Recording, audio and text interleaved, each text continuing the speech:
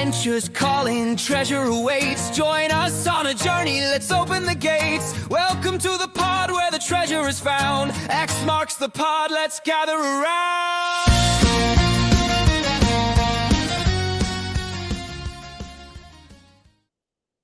Hey everybody, welcome to X Marks the Pod, the podcast for treasure hunters by treasure hunters. It is your favorite holiday house guest, Bruce on the ground, and I am joined by the lovely and talented Megan and the equally lovely and talented Jaws. How are you guys doing tonight? Hey guys. Hey everyone, how's it going? Did they answer you back? I'm still waiting. No, they didn't. Okay, No. maybe they'll answer you back. All right. Hey, I'm live from Reno, Nevada, getting boots on the ground for Past and Future today. Hiked a lot. I get to combine two of my favorite things in the whole world, gambling and treasure hunting. So that's a very, very fun week that we've had. So gonna have some big boots on the ground report here, but I'm really enjoying the love that we're getting from the community. It's not fascinating, but it's great that other creators are embracing what we're doing here. For example, after last week's podcast, I had an extended conversation with K-Pro about the Past and Future box, and I think she's coming out here. I haven't heard from her yet, but hopefully get to touch base with her and some other stuff going on too with other creators. Go ahead, Jaws. What's going on? Hey everybody, just wanted to give a quick shout out to Eric over at One Clue Short of a Treasure. Last week he had us on Friday night to film a special episode with him. Just talking about some past and future stuff, some Pokemon stuff, a little bit of everything. So y'all go check out his channel, subscribe to him if you haven't already, and show him some love like he's been sending our way. Yes, excellent. And Megan, we also had some mentions from TTI Unofficial this week, I think. Yep.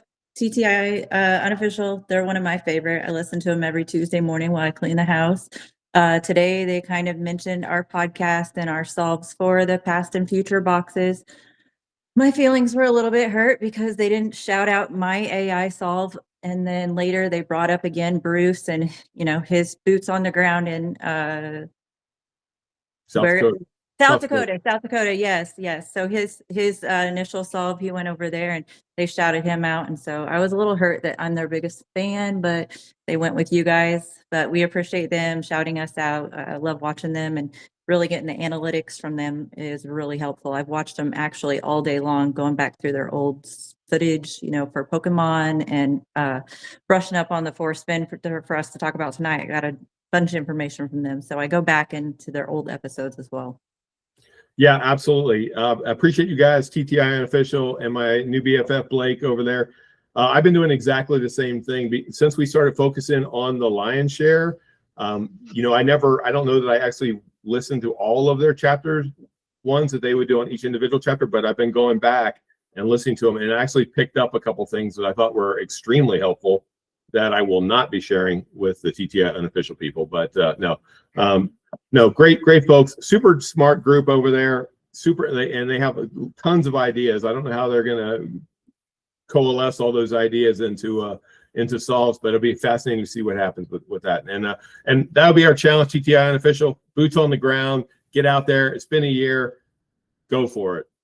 You won't regret it. So anyway, that's my push toward the TTI Unofficial folks. Love you guys. Yeah. So now we can pivot from the get out there and get on the boots on the ground to the man that is boots on the ground right now with our boots on the ground report this week. Mr. Bruce was the only one who got a chance to go out and hit the ground running this week. So what have you been up to? Oh, well, thank you for that, Jaws. A lot going on this week. The first thing we did back on this last Sunday was went out to Echo Park Campground with our Forrest Fenn solve. And let me share my screen here if I can do that effectively. Got to meet up with some folks that are really active in the community. Here we go. Hopefully that's showing. Left to right, there's Michael. He is Presto Furio on Discord. And then you got Quinn, who is Junter722, I believe. And then Eric Armentrout, very super creative, and me. And we it was fantastic going out there with those guys. They between Michael and Quinn, they had been out there 45 times, which is insane to me. So, but they're super nice guys. I really enjoyed getting to meet them. And Eric, he was nice enough to actually pick me up at my hotel and drive me down the road of hell that I absolutely hate, going to Echo Park. So thank you so much, Eric. Really enjoyed the time we got to spend together on that, 6-hour drive out and back. So it was a lot of fun, and look forward to working with those guys in the future. We shared a lot of good ideas and on what we're looking at. Michael and Quinn both have really scoured that whole area. They had an entire map of the area that they were looking at. So appreciate what those guys were doing.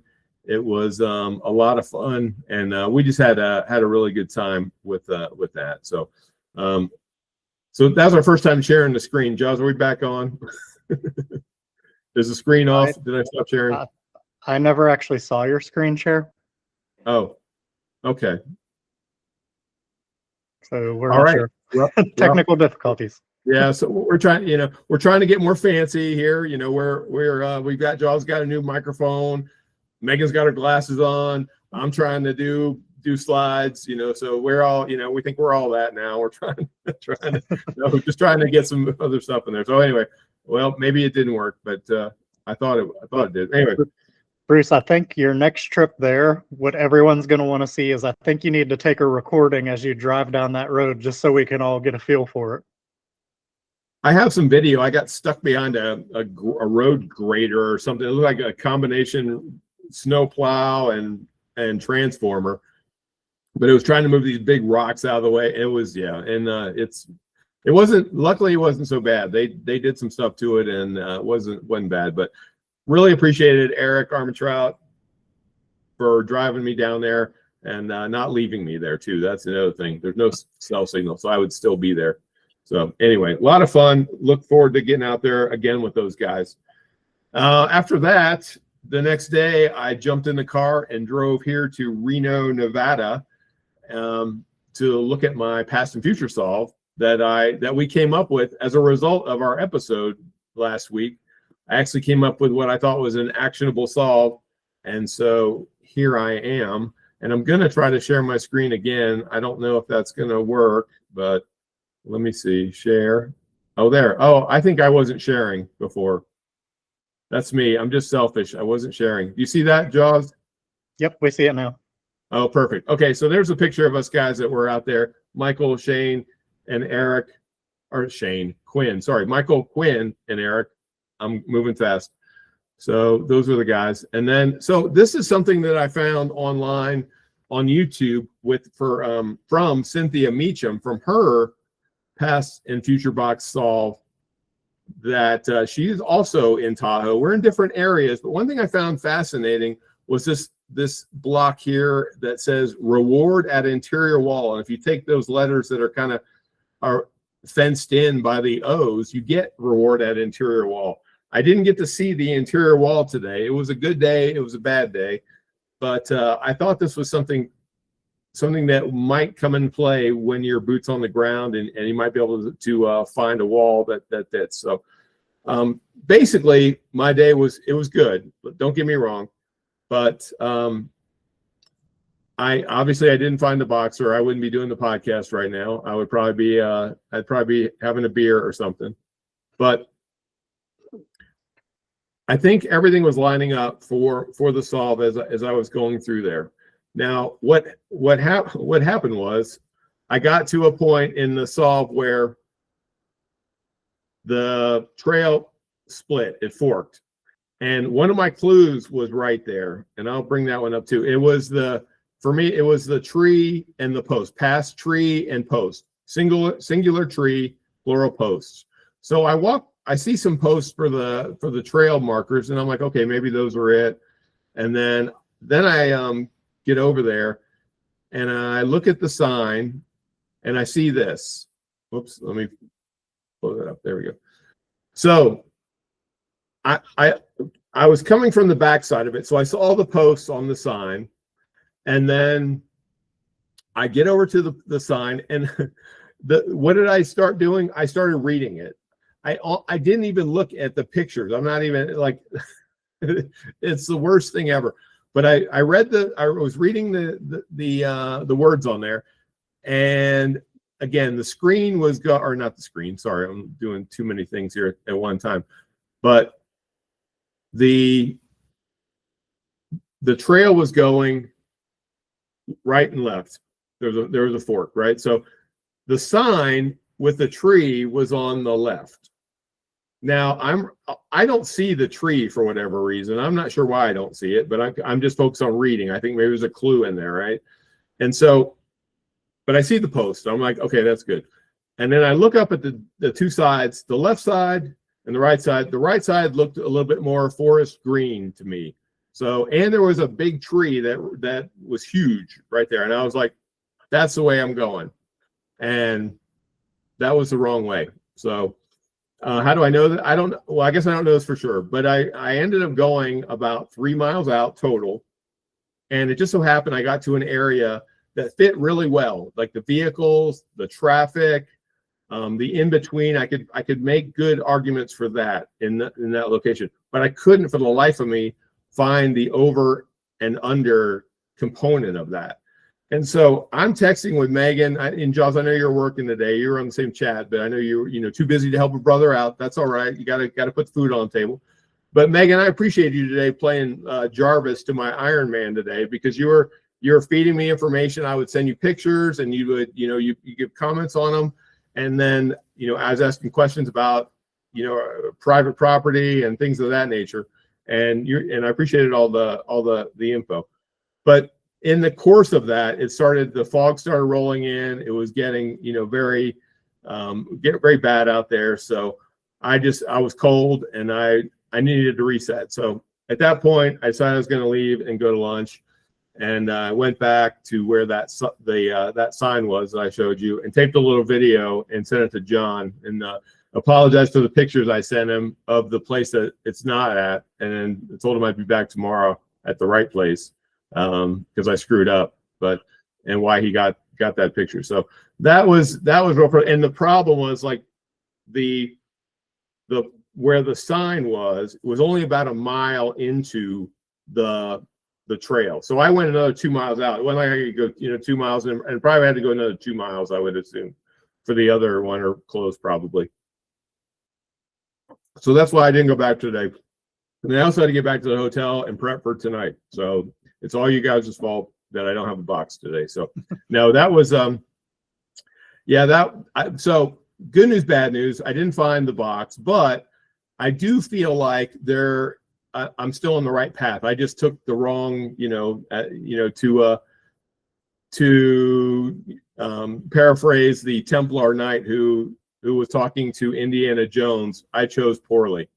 So, and that resulted in the bonehead move of the week, everybody. Let's hear it for the bonehead move of the week. I went the wrong way on the trail, and it didn't help me out at all. So I made that on AI this afternoon after kicking myself. So maybe we'll use that. I don't know. You guys don't make bonehead moves, so you won't have to worry about it. Here's the fog. It just kind of did this way all day. Not too bad. There was some snow on the ground here and there, but nothing dangerous or anything. So overall, good day, I would say. Back out there tomorrow morning, probably earlier, because I think I know exactly where I need to be this time. I sent you guys a picture, I think, of the location that I need to, and I think there's some signage there that might be helpful in determining the over and the under and the in between. Hopefully, I'm very much and this goes back to a little conversation we had today when I sent the sign to you guys, and Megan was like, the sign with the tree and the post, and Megan was like, yes, that looks good, and John was like, I don't think so. But that, to me, that goes back to what I feel like there needs to be a permanence to the clues. It needs to always be there, regardless. Like, unless obviously somebody digs up the sign or whatever. But John's thoughts on that? I mean, did you come around, or you still like how are you feeling about my sign with the 2 posts and the 1 tree, and it being right where it needed to be, like after the stream, according to cryptogram? Anyway, we had a little discussion on that. You want to weigh in on that? I mean, I still don't love it. Like, I think it's an okay Like it doesn't scream, this is the tree and posts to me. Like I'm looking for some other physical thing, boots on the ground, not just a sign showing a tree. Maybe I'm wrong.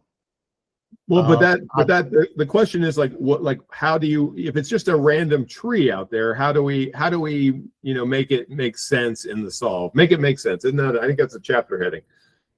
Well, I don't think it's going to be a random tree. Like one thing I did mention to you today, it says past tree. It doesn't say I'm walking past a tree. It says past tree. Right. So is this a tree that is no longer there? Am I looking for some An type of invisible tree? I'm looking for an invisible tree. Did I say invisible tree? I don't know. When you say when you cut a tree down, there's typically something left behind. But there's a ton of that in the forest. Like, how do you differentiate? I guess that's what I'm trying to. I'm going to look for where there used to be a tree, and there's at least 2 posts now because it's plural posts. Oh, but I could, okay. Well, in this specific location, I could show you hundreds of that along the trail, right? So, okay. I mean, I get what you're saying. You have some logic to it, but again, that's a hard one to pin down. Like, I feel like John wants it to be very specific on what we're looking for, and no ambiguity and not a lot of assumptions. And I think that's why I like the sign, because it's a huge tree and there's 2 posts that are holding it up, and it's like, okay, I can look at a map or whatever and go trail and go, here it is, and there's no like, it's that random one over there or whatever. So yeah, and like I said in our chat, like I do love the fact that it's a sign, because that's one of the backbones to my Pokemon solve, is the signs I've seen where I'm looking. They answer a ton of the questions that I see. Like, I hate to be the secret holder, but I see people posting on the board all the time, like, what do you think this clue means? What do you think this clue means? And I've literally walked past signs where I'm searching that are that clue 100% to me.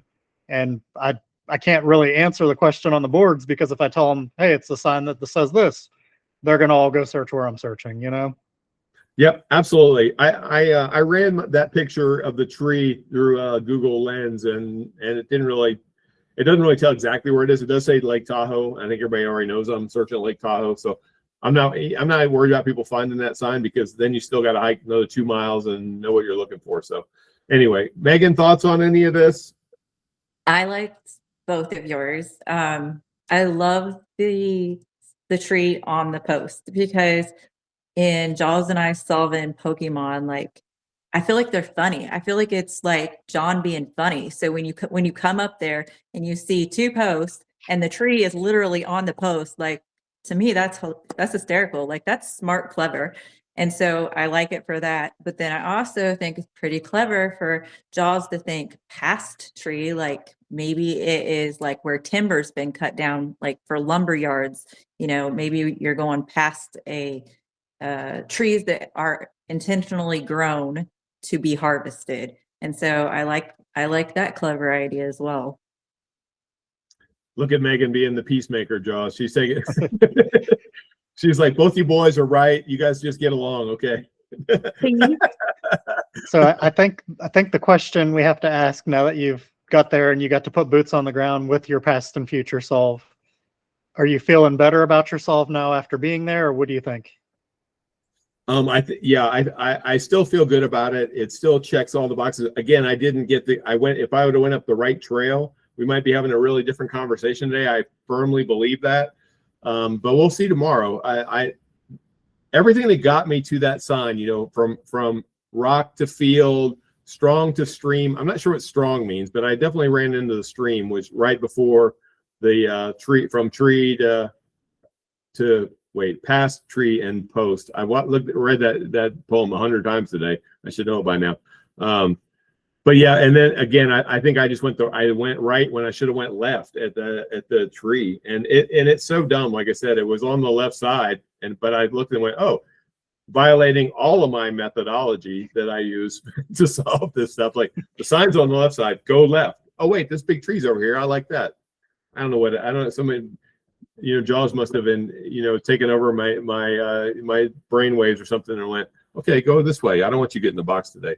So No, I do feel good about it, and hopefully the weather holds up. It did roll in with some fog, and it wasn't very pleasant up there. But yeah, to really longly answer your question, yes, I feel good about it, and so we're going to get out there. Nothing dissuaded me to that point, and I do have some pictures, and like I said, I sent you some that describe kind of what you guys know my saw pretty well, but yeah, we'll see them some more. I feel like there's a good shot, and we'll see if John's hint comes into play. I'm hopeful it will. And you guys will be the first to know, because I'll be like, hey, here's an overlook, and it's a bridge. It's under whatever. I don't know. I can't figure out what under is going to mean on this, but yeah, we'll see tomorrow. So yeah, so that's our boots on the ground report for the day. I don't think we're going to be doing much over the holidays. I know I'm not. I'm going on a cruise. What do you guys, anything fun planned for the holidays? I'm going to go up and stay with my daughter. She lives in northeastern Missouri. So I'll be there and over in the Midwest, Illinois. And so I guess there's a little bit of free time in there. If anyone has any crazy solves for the LS, or maybe even Pokemon that hits you in Missouri, because I've seen that hinted sometimes. If you have something that far north, I guess you could send it to me, and if I got time, I'll check that out for you. But yeah, I'll be hanging out with my grandkids. Very good. Sounds like fun. Jaws, what you got going on, buddy? Whole lot of nothing, man. I'm working every day except Christmas and New Year's Day we're off. So I'll be working and just time with the family in between.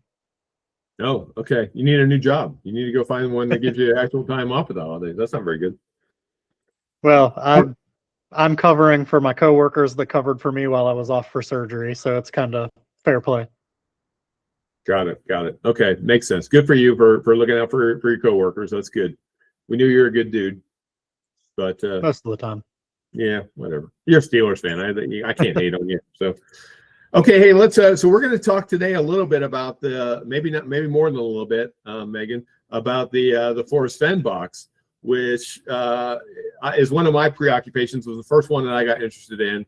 And, we want to obviously mix things up here, and we want to talk about all the different boxes. So we're going to, I had, Jaws and Megan dive into it and see what they thought. And I'm going to let them present their solves before I go into mine, which everybody pretty much knows anyway. So who wants to go first on this one? I just want to talk about a few things before I go into a solve.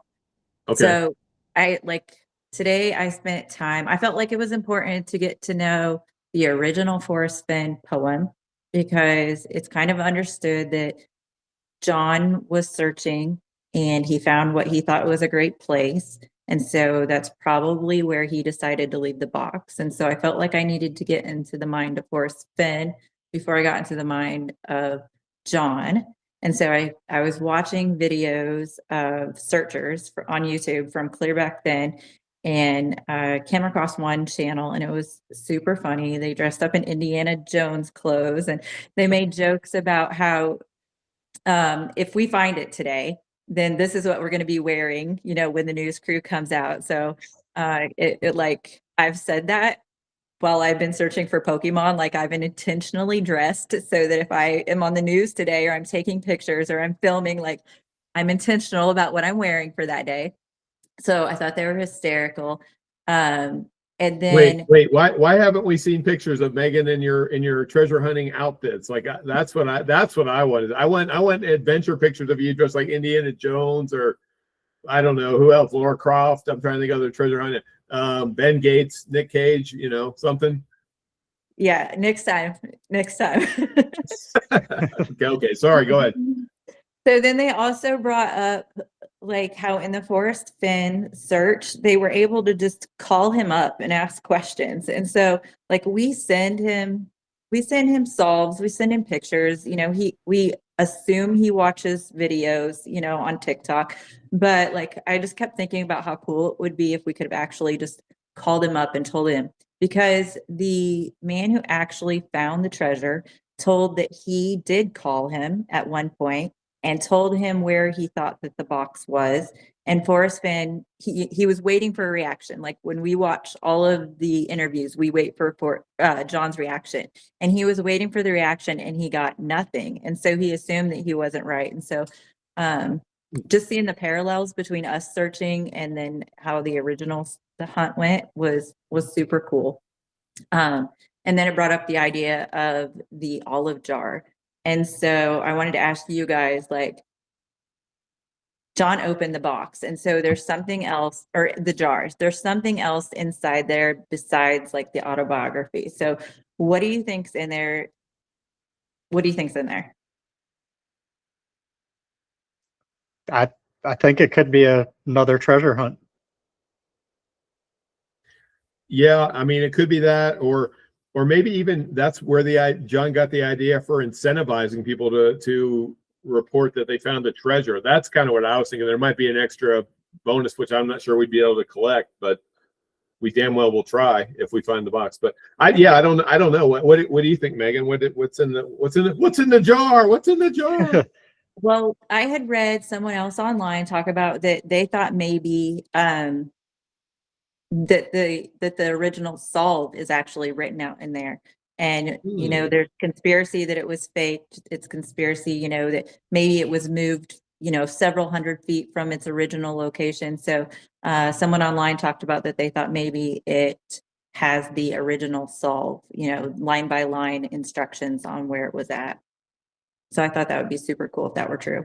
Yeah, absolutely. That's a very interesting take. I haven't heard anybody say that, but that would definitely clear up a lot of stuff for the community. Do you think John would, you know, since John hid or looked for that treasure for so long and understood the frustrations that other people were going with, if that's what it is, why wouldn't John just go ahead and like let people know so that they, you know, they could have that sense of completion and clarity and understand? Any thoughts on that? That'd be my thought. Like if I could clear it all up, I probably would. What if it's clues to another treasure that he hid, and John hid it for us to find while he got the world's greatest head start to go find it since he's already saw it? Maybe that's why everything like circles and we all think it's the LS. It's actually the extra incentive is the original Forrest Fenn. But yeah, it would have to be a second box, you know, since we found contents from the first. Right. So okay. Interesting. Very interesting.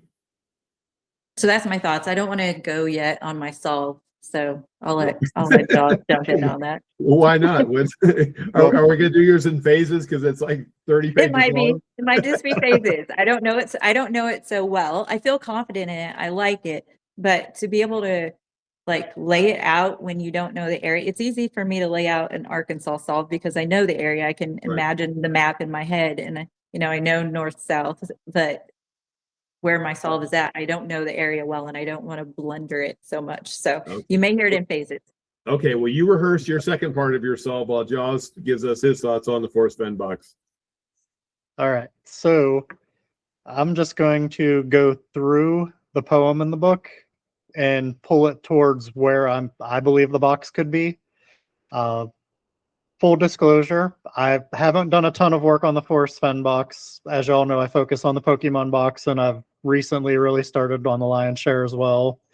But I do feel really good about this after looking into this. Like, I was almost tempted to not share this tonight and keep it to myself for later, but I'm going to go ahead and let this out there. I'm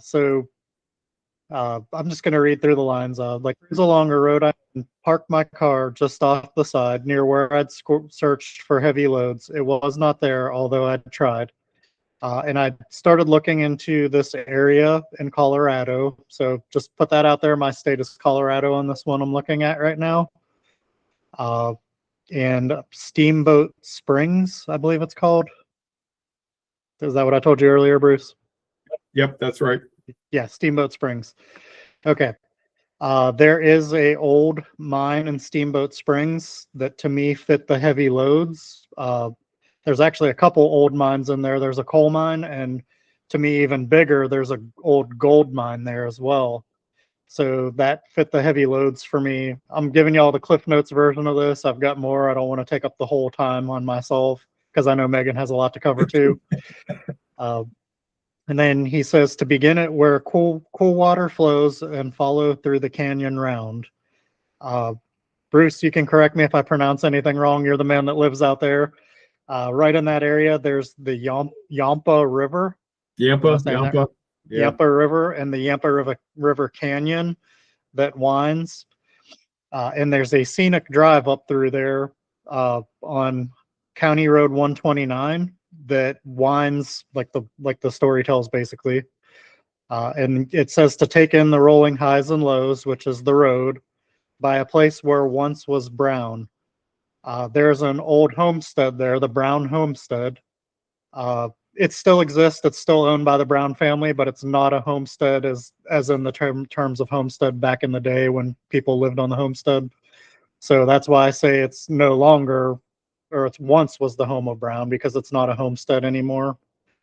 And then from here, you're more on your own. The path is always drawing nigh. So this was kind of like a transition point for me. You're taking a less traveled road in the area at this point. And then we get to the compass points now towards the home of point and tree and seeing eye. I'm not 100% on this clue yet at this point. I'm thinking some of these things may be boots on the ground things you have to see. And obviously I've never been there before. Just started researching this within the last week. Then the next section talks about the Thinker's Stone is all you need. The spot is set with marble gaze. There is a fire outlook right there too, is where they used to use the firemen would use to look out and watch for fires and send signals if there was anything.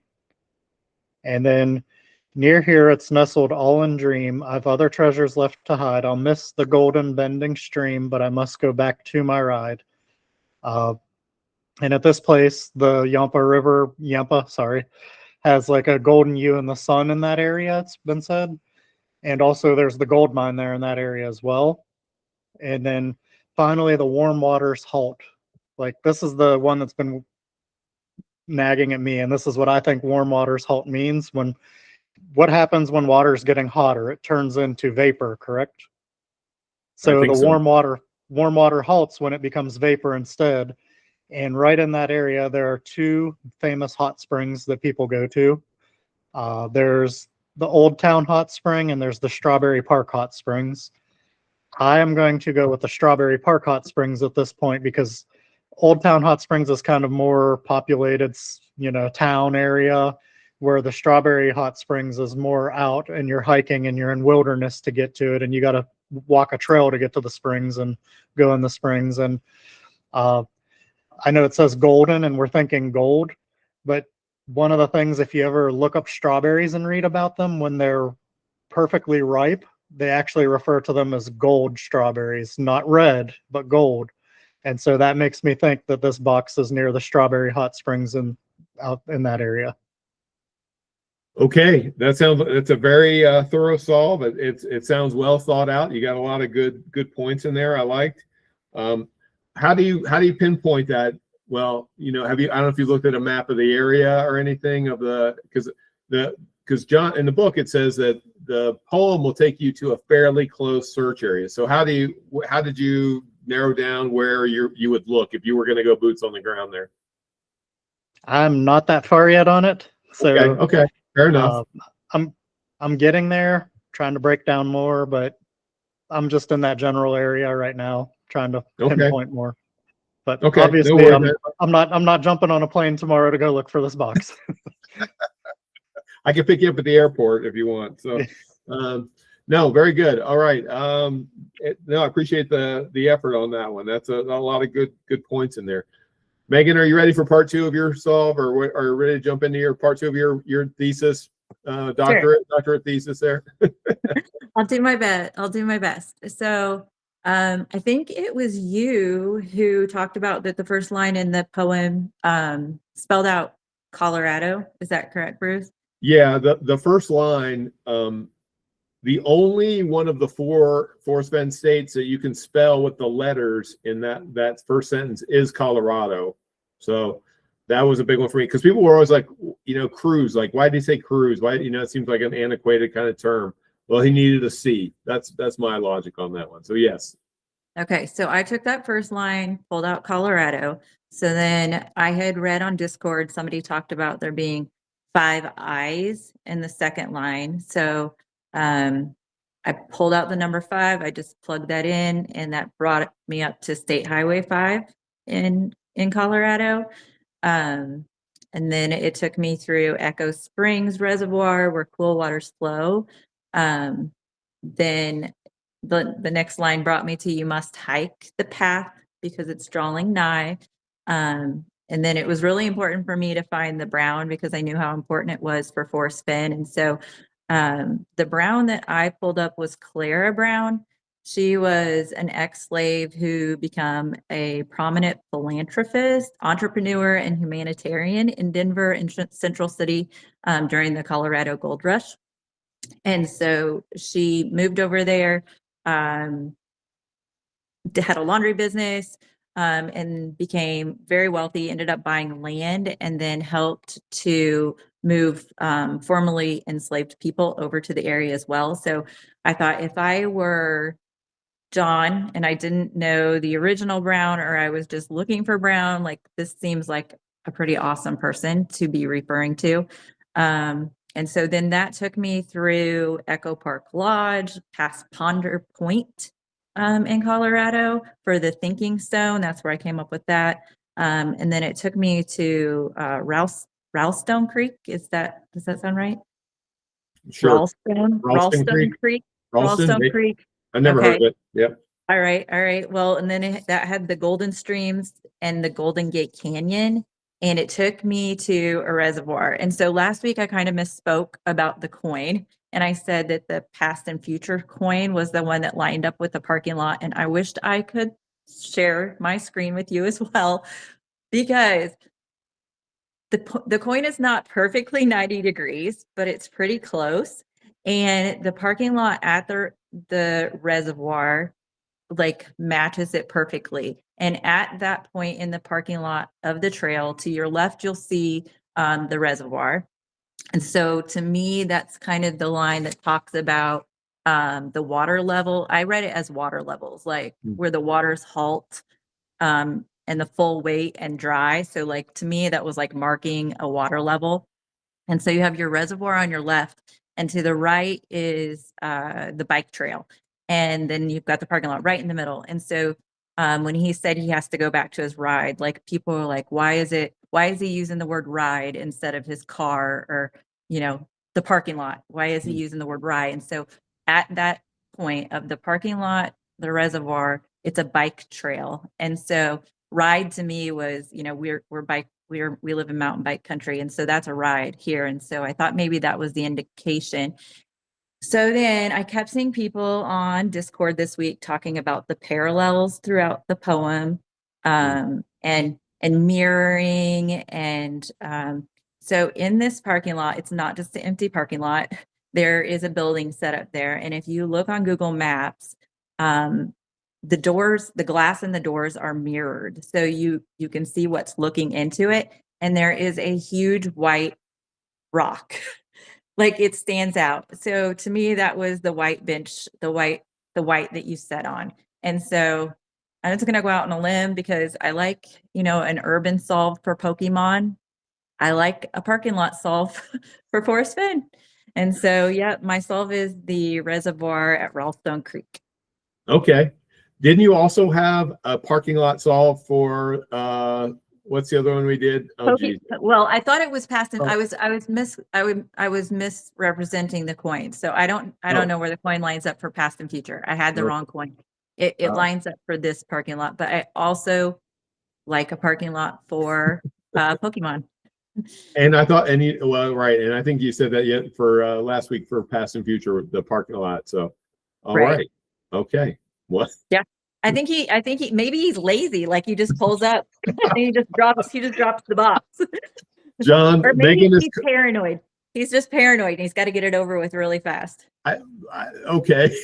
but this parking lot is rural. It's not, I looked around it. You could hide it by this parking lot as opposed to in town for Pokemon. All right. John, Megan is calling you out. She thinks you have some kind of parking lot fetish that you need to hang out in parking lots. I'm not sure what's going on with that, but all right. Interesting. Interesting analysis how you always end up in the parking lot. Yeah, I don't know. There's some trauma or something going on there. There's something. I got a good therapist I can refer you to. So we'll talk afterwards. Very good. Very thoughtful. I thought, you had some really good logic in there. The parking lot thing, I'm kind of, I'm going to be really ticked off if it's just sitting in a parking lot. And I could have went and picked it up instead of all the searching I was doing. So, well, here's my question though. Like, not to say it's not in the parking lot, but if he's going back to his ride, do we think he rode a bike on that bike trail somewhere and it's hidden on the bike trail? Yeah, even if the parking lot's wrong, like the coin could just be getting you to the right part, because this is a really long trail. It's I think it was like 13 miles, and it goes through a couple of towns. It's scenic along the entire creek there where they like first found the gold. And there's a bunch of homesteads there, there's a bunch, the Campers Blaze, there's a lot of places. They just kept moving down the creek with each gold find. And so, the coin and the ride just could have gotten you to the right part of the trail. Yep. Fair enough. All right. Any other thoughts on the Forrest Fenn before I get into my solve? I think it's all yours now, Bruce. Okay. All right. I appreciate it. I'll probably go through this pretty quick, because if you've been on Discord for any period of time, you've probably seen my solves, and I've thrown it out there. I literally threw a whole Google Doc out there 6 months ago or so, but things have changed a little bit. I've been out there a number of times. 13, I think, is the new number. But let me run through it real quick. Megan, I'll piggyback on the first line. I cruise along a road I know. Not only can you get Colorado out of that, it also rhymes with Colorado. Cruise along a road I know. And because it doesn't rhyme, normally a poem, the first line and the third line will rhyme, but this one doesn't. I cruise along the road I know, near where I'd search for heavy loads. So you have know and loads. And how hard would it be for John to have said, I cruise along familiar roads where I once searched for heavy loads? Like, that's an easy rhyme, right? So to me, that's a reason. It rhymes with Colorado. You can pull Colorado out of there. The heavy loads, I think that's pretty much somewhere where I've searched for Forrest Fenn. Beginning where cool water flows. So I start well, I guess I should back up. Let's start from Brown. That's how I got going on this one. I looked at this poem. I was like, what can I grab a hold of? Okay, Brown. And so I used AI, and I said, give me a list of Rocky Mountain explorers named Brown. Well, I came up with Baptiste Brown, who was a fur trader in the 1800s or so. And there's a wildlife, it's called Brown's Park. Used to be called Brown's Hole. And now Brown's Wildlife Management Area or something is in that area in northwest Colorado. Is that right? Yeah, northwest. Okay. So that's where I got started with that. And then from there, trying to figure different things out. But then the cool water flows. There's the Green River that runs in that area. And cool water flows. So the Green River is fed by Cold Springs Mountain, which I think is good cool water flows. And two, if you look at the first line of the song Green River by Creedence Clearwater Revival, it says, take me back down where cool waters flow. And so and then I could do a whole Joy Serenade thing here, and I won't, but that was the two parts that got me to the Green River. So let me show you. So this is going to be a pamphlet that I actually got from being at where I'm trying to get this up here, down at Dinosaur National Monument, and you can see the Green River at the top there, and then it runs through Brown's Park very clearly on this. This is a National Park Service pamphlet. So take in the highs and lows. We'll go to the next slide for that. But pass by a place where once was brown. You see how the river runs through Brown's Park, and then Gates Little Door, which I thought was going to be the best place ever to hide a treasure, which it wasn't. But So we go through the canyon round. If you look at up here, we have Canyon of Lador, which is another majestic name right out of Lord of the Rings. And then taking the rolling highs and lows, you have upper Disaster Falls and lower Disaster Falls. And this is a very famous stretch of rapids that people pay a lot of money to go down. So highs, upper, lows, lower. All right. And I think that's, let me get out of that now. Oh, let me stop sharing. All right. From here, you're more on your own. Not sure what to do with that. The path is always drawing nigh. Okay. The compass points now towards the home of Point and Tree and Seeing Eye. I didn't bring this up because I've shared it a lot on Discord. I think that's the National Park Service logo. If you look at it, it's shaped like an arrowhead. So you have a point. There's a big fir tree or pine tree. And then there's a side view of a buffalo where you see one eye. There's a little white dot. So Seeing Eye. So, and then the home, there's a ranger station there that where the park ranger lives during the season. So that to me was the home of National Park Service. Hopefully that made sense. The Thinker Stone is all you need. I found in my place out there a Thinker Stone that I feel confident with. I've shared pictures of it. I don't know why I didn't pull one up today, but I didn't. Near here, it's nestled all in Dream. There's some wordplay there that other people have shared with me that make a lot of sense for my area, and I told them I wouldn't share it, so I'm not. But there's some wordplay in there, I think. Golden Bending Stream. If you look at the Green River and the Yampa River, it's there. It has a very gold tint to it, I guess. So listen well and hear me all. Echo Park Campground. Echo. Hear me all and listen well. There's a place called Whispering Cave right there by the campground. So I thought those were nice kind of nods to it. Your efforts will be worth a high. I think you got to get an elevated location there. If you can mark Warm Waters Halt. So we talked about the Green River being the cool water flowing from the cold springs and because of the wording. The Yampa River comes in and it's fed by Warm Springs Cliff. And those two merge down at Echo Park Campground. And there's a confluence there. And the Green River continues and the Yampa stops. So, you know, if you look at the map, you know, they meet at the confluence, but then it's just the Green River. So the warm water Yampa stopped right there. So, and then bring it back full weight and dry. I don't know. I don't know what that means. I think, I don't know. I wonder if it's someone, I asked somebody the other day, right, Michael and Quinn that I hiked with or went out to Echo Park with. And they said because of Fenn, where you had to go across a little pond or a stream or something, right? Didn't you have to cross water to get to Fenn's? I think that's saying you don't have to do that, is what they're saying. Makes sense. And you don't have to in my solve. But that's what I've gotten. The bottom line is that I think that there are 4 points on a map that you can make through some of these connections. And I'm not going to get into those because I want to find the box. And then you have an X marks the spot kind of configuration when you find Thinker Stone and the confluence and some other stuff, right? So that's my solve on that one. I like it enough that I've been down there 13 times. But it comes down to, I think, the whole, like, how in the world did he hide the box? And we were, you know, shout out to Eric again. We were out there and just frustrated as all get out, and you know, just kicking rocks and yeah. So I really want the first box to be found. I really want the AT box to be found, and that person to be generous enough to tell us how it was hidden and what kind of box and blah blah blah.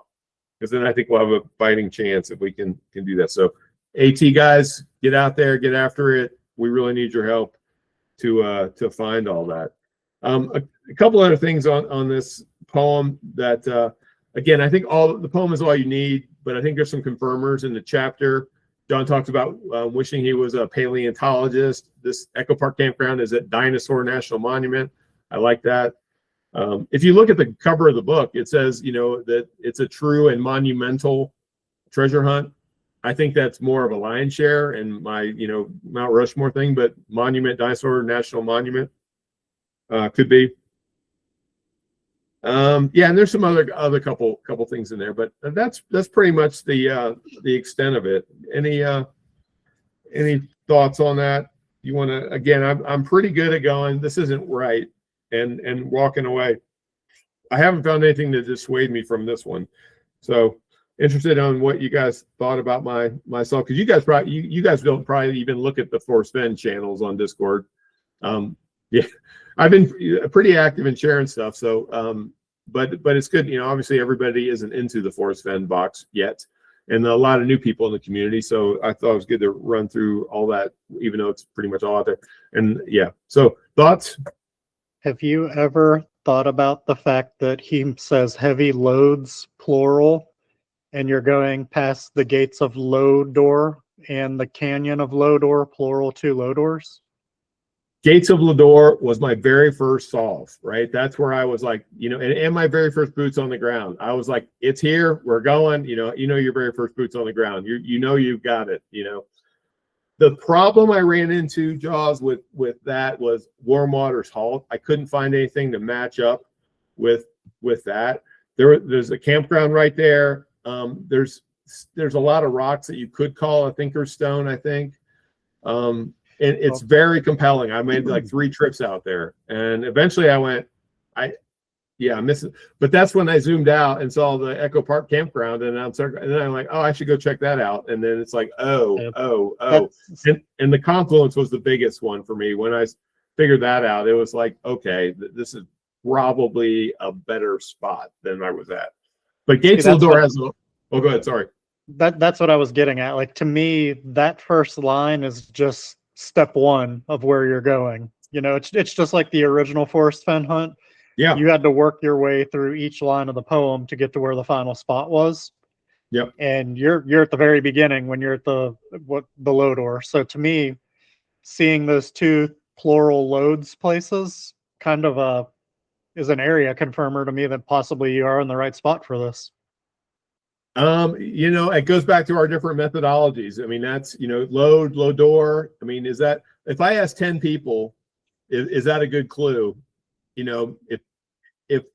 If more than 7 of them don't say, yeah, that's a good clue, then I don't think it passes the Occam's razor, I guess, the least amount of assumption. So I get what you're saying.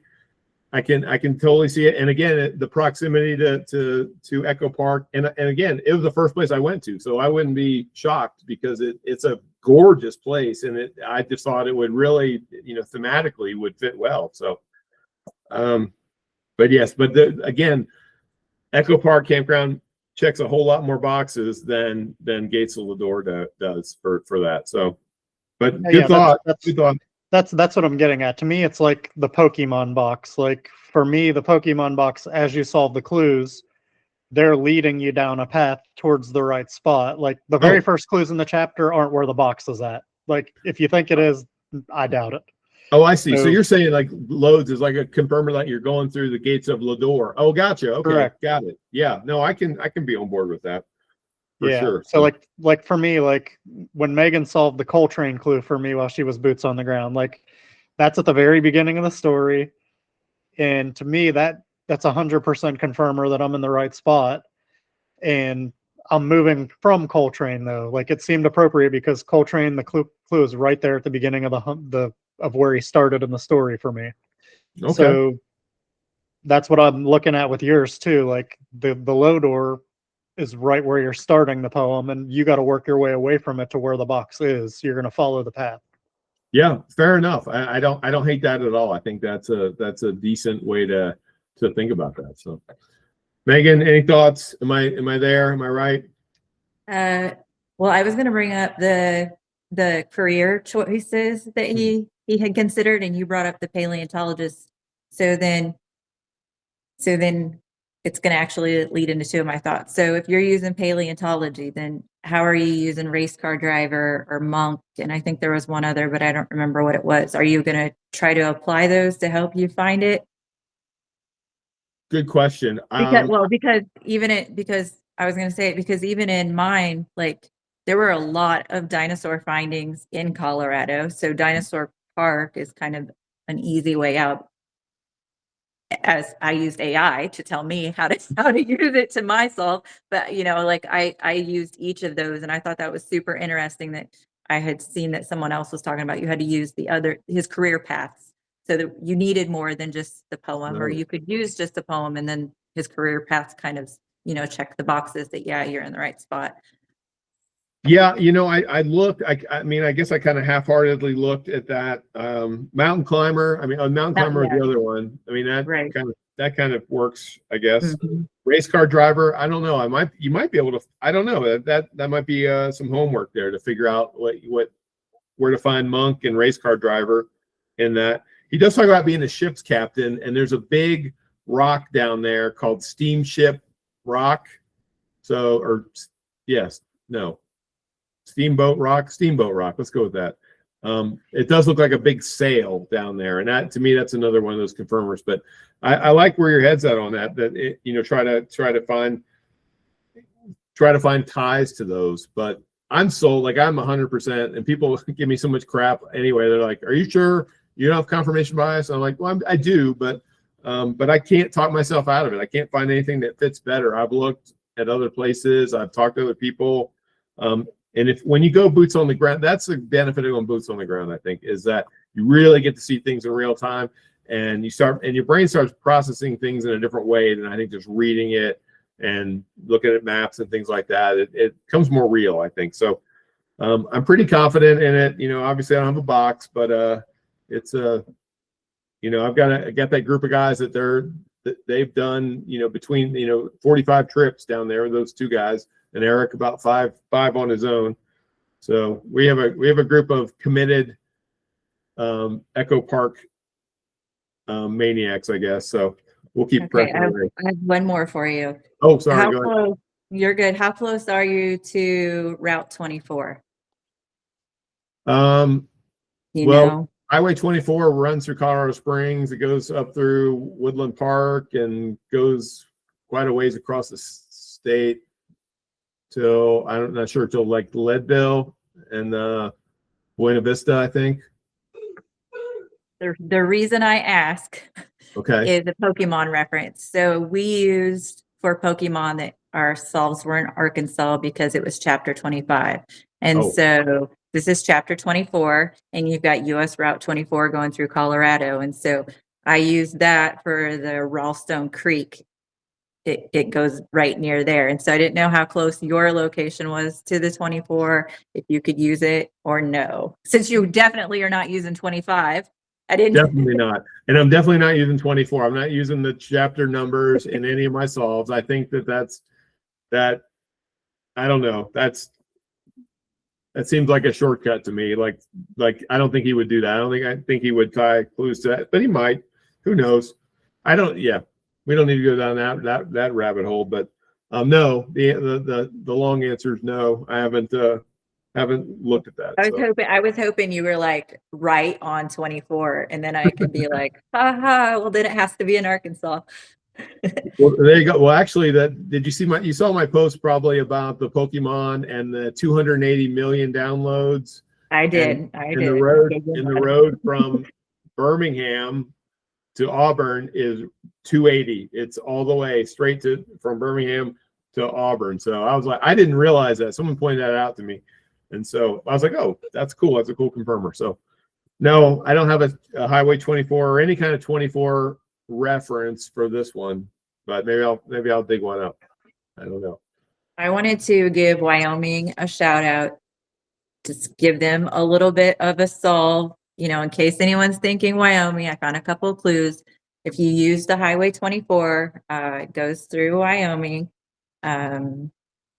It's not inside Yellowstone, and it works. And then also Wyoming had a military post that became Fort Washakie, and it went from Camp Auger, renamed to Camp Brown in 1970. And so it once was Brown.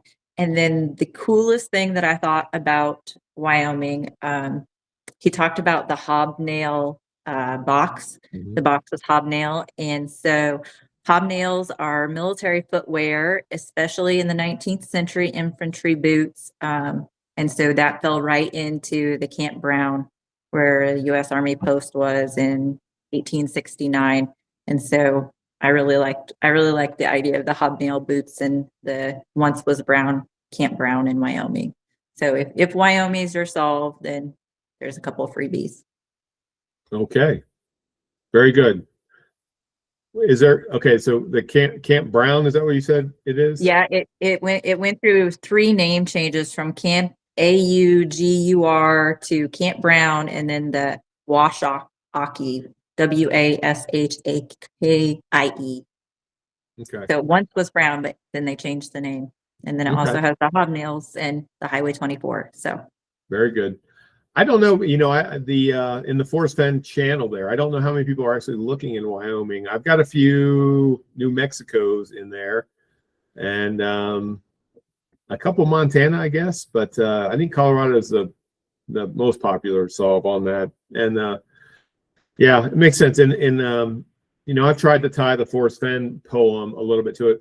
John does say in the chapter that you don't need the Forrest Fenn poem to solve his poem, but it can provide additional context. And that line has kept me up at night, because I'm wondering, is it a clue to how he hid the box? Because he talks about, one of the Forrest Fenn poem lines is, if you're brave and in the wood, then you bring it back, whatever, the treasure will be yours. So I wondered if that was like, is it in a dead tree stump, or, you know, dead tree that's hollowed out, or tree stump or something like that? I don't know. It's frustrating. That's the most frustrating part of this whole thing, as we've discussed many times. But yeah, I don't know. I wonder if there's a real clue in there in the Forrest Fenn poem that will help you find it. So I've not been successful in finding it, but I thought I'd throw that out there. It didn't dawn on me until like a couple months ago that I probably should look at that, since he did say you should look at it for additional context. Anyway. Well, to me, I like the original Forrest Fenn poem is what led him to this spot. So there has to be context in that poem that leads you to this spot, or else he would have never been there looking for the box originally. So yeah. No, I think like the Homa Brown, I think was probably the key word. I don't think anybody would have thought brown trout was going to be, you know, capitalized and have such significance in the Forrest Fenn poem. I guess probably why it took 10 years to find it, because of that. I don't know. So it's all a mystery right now. Okay, that was a lot on Forrest Fenn. Are you ready to go get it? Are you ready to go? All right. Any closing thoughts before we wrap up? No, just say, hey, thanks to everyone for the support, and thanks to everyone that's been shouting us out on their channels, and Eric for having us again, and TTI Unofficial. Y'all are awesome. Keep doing what you're doing. Providing Megan with lots of listening hours and information to the whole community. We love y'all. Just keep up the good work, everybody.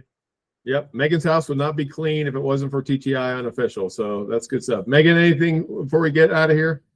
I just want to say Merry Christmas to everyone. We probably won't see you before then. So hope you have a happy holiday with your families. Awesome. Good reminder. Yeah, we'll probably be off the next 2 weeks with the holidays, and get back with you after the new year. So we'll echo Megan's thoughts here. Let me wrap up with one quick thing that I got right before we went on air here. I want to thank the real Wade Watts for abandoning Buffalo National River finally and jumping on the Alabama train, and got I think this is a conglomeration of the Forrest Fenn, or not Forrest Fenn, appropriate, Forrest Gump in military uniform and Frokie yelling Alabama. So I love it. Thanks so much for that, real Wade Watts. We look forward to you being more on board with our Alabama solve. All right, this wraps it up. As Megan said, happy holidays to everybody. We appreciate you guys listening to us. Email xmarksthepod@gmail.com if you have any questions, concerns, thoughts, whatever you want to share with us. Check us out on Instagram, TikTok, and our main channel on YouTube. So until then, happy hunting, and we will see you next year. Bye, everybody.